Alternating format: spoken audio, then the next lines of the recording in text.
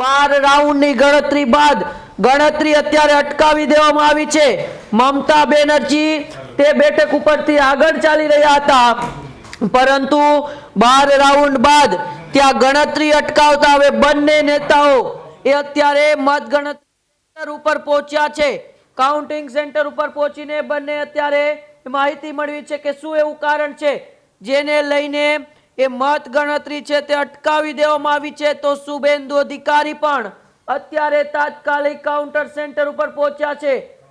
ભારતીય જનતા પાર્ટીનો એ આંકડો છે તે 200 ને પાર કરી ગયો છે અને ટીએમસી હવે માત્ર 87 સીટો ઉપર સમેટાઈ જાય તેવી સ્પષ્ટપણે અત્યારે રૂઝાનો દેખાઈ રહ્યા છે। 200 સીટો ઉપર ભારતીય જનતા પાર્ટી આગળ ચાલી રહી છે, એટલે કે સ્પષ્ટપણે બંગાળની અંદર ભારતીય જનતા પાર્ટીનો ભગવો હવે લહેરાવાનો છે અને 87 બેઠકો ઉપર માત્ર ને માત્ર ટીએમસી એ સમેટાઈ જશે, પરંતુ પોતાની સીટ બચાવી પણ ક્યાંક ને ક્યાંક મમતા બેનર્જીને મુશ્કેલ થઈ જશે।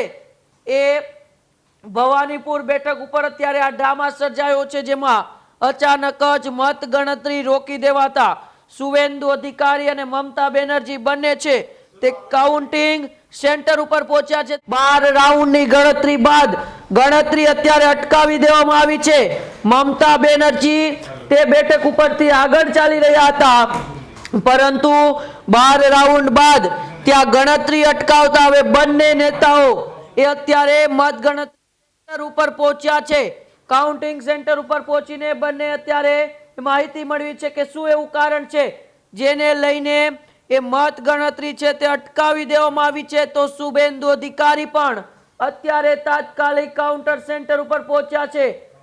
ભારતીય જનતા પાર્ટીનો એ આંકડો છે તે 200 ને પાર કરી ગયો છે અને ટીએમસી હવે માત્ર 87 સીટો ઉપર સમેટાઈ જાય તેવી સ્પષ્ટપણે અત્યારે રૂઝાનો દેખાઈ રહ્યા છે।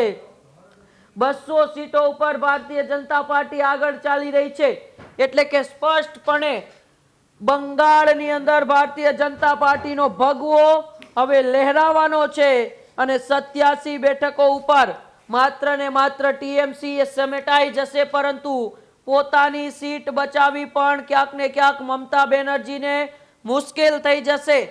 એ ભવાનીપુર બેઠક ઉપર અત્યારે આ ડ્રામા સર્જાયો છે, જેમાં અચાનક જ મત ગણતરી રોકી દેવાતા શુભેન્દુ અધિકારી અને મમતા બેનર્જી બંને છે તે કાઉન્ટિંગ સેન્ટર ઉપર પહોંચ્યા છે। હજુ સુધી તમે અમારી ચેનલને સબસ્ક્રાઇબ નથી કરી તો અત્યારે જ ન્યૂઝરૂમ ગુજરાતને સબસ્ક્રાઇબ કરો, ફેસબુક અને ઇન્સ્ટાગ્રામ પર ફોલો કરો।